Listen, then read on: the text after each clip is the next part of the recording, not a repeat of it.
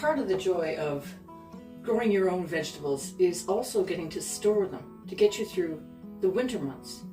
So long-term storage, that's what I'm going to go through with where mine are today.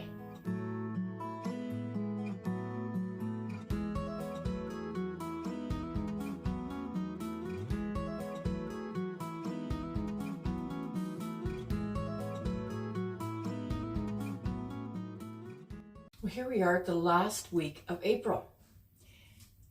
I'm standing in front of my garlic and my onions. My garlic was harvested on August 3rd and my onions were harvested August 28th.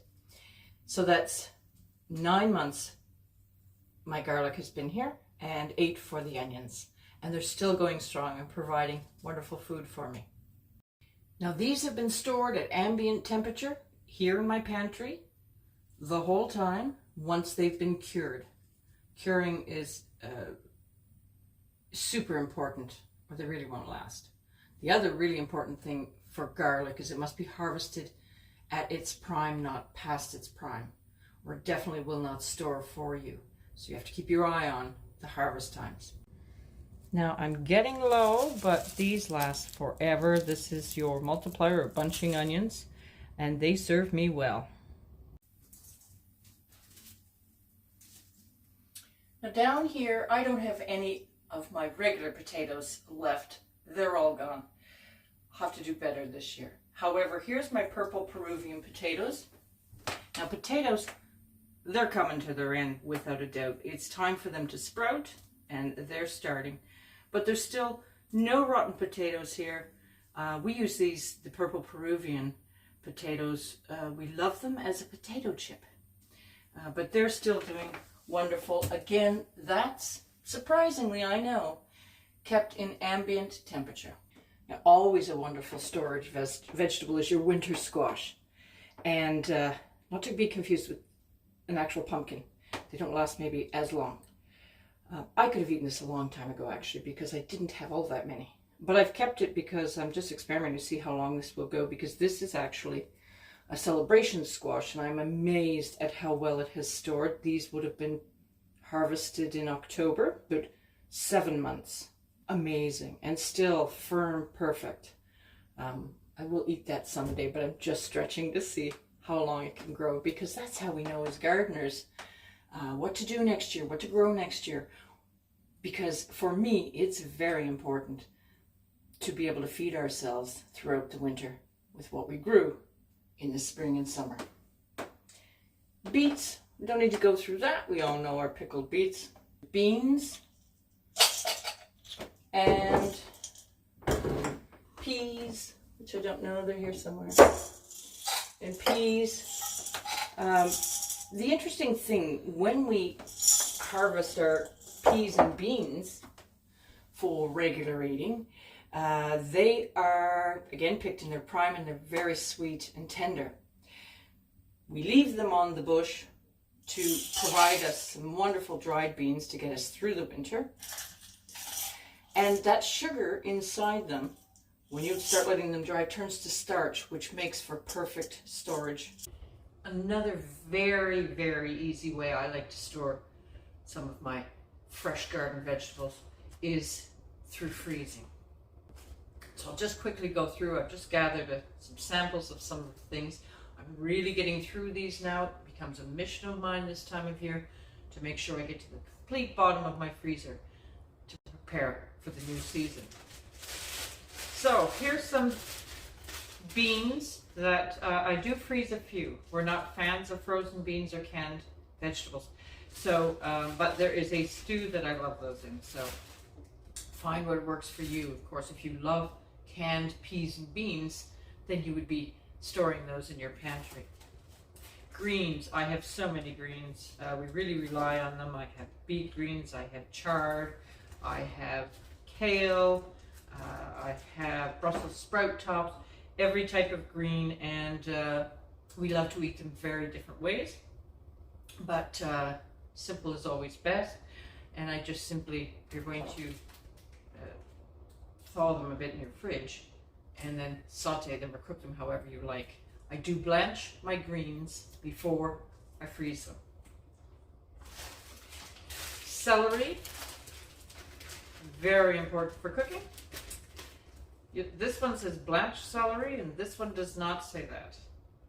The reason is sometimes I'm lazy, and if I know I'm going to use it up quick enough, I never found this one, I don't always blanch, because blanching helps the longevity of your freezer food.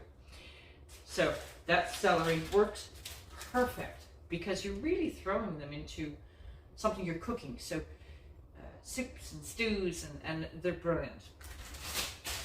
Tomatoes, I didn't pick a very big bag here. I just pop them in, freeze them, and they're ready to use for whatever I want. Sauces, whatnot. Perfect, brilliant. The only beans I have left are my broad beans. Really rely on those, and that's picking those before they're dried and potting them into bags, which is the same I do with regular beans also, but I don't have any of those left. This is onion tops, or green onions, or Egyptian walking onions. I'm not sure. They're all the same to me, and I freeze them. They don't stick together. I do not blanch these at all. Someone asked me that actually. I get many questions on that. I do not blanch those. They are perfect for use, and because mostly you're putting them on last minute in a stir fry or garnish. Peas, I didn't grab a big bag of those either, but I'm working through these ones. I do not blanch my peas. I simply pod them and freeze them. Same as my beans, I pod and I freeze. This is garlic scapes.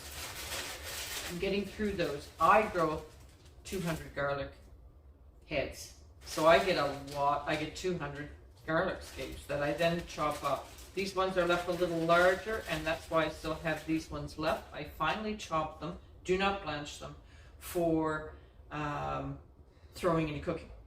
These ones are more used for seasoning sauces, so it'll go into something and then be taken out because they're a little larger.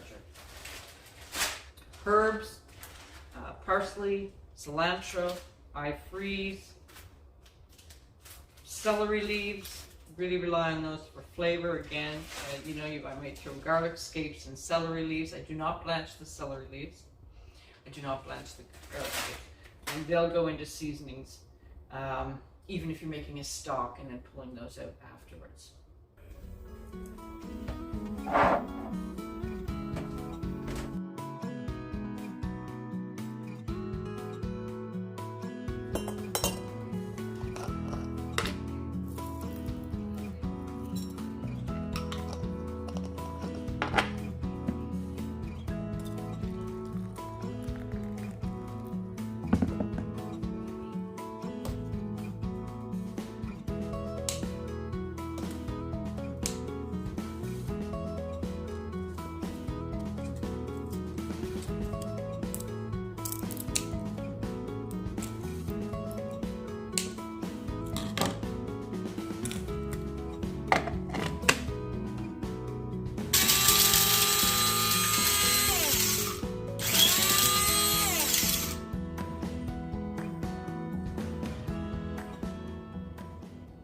So, I'm always happy to see that I'm actually getting through my vegetables. I don't want to overstore.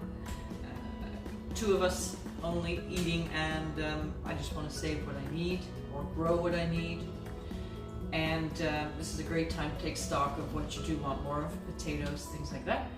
And that's about it. Some really easy ways to store some of your vegetables long term.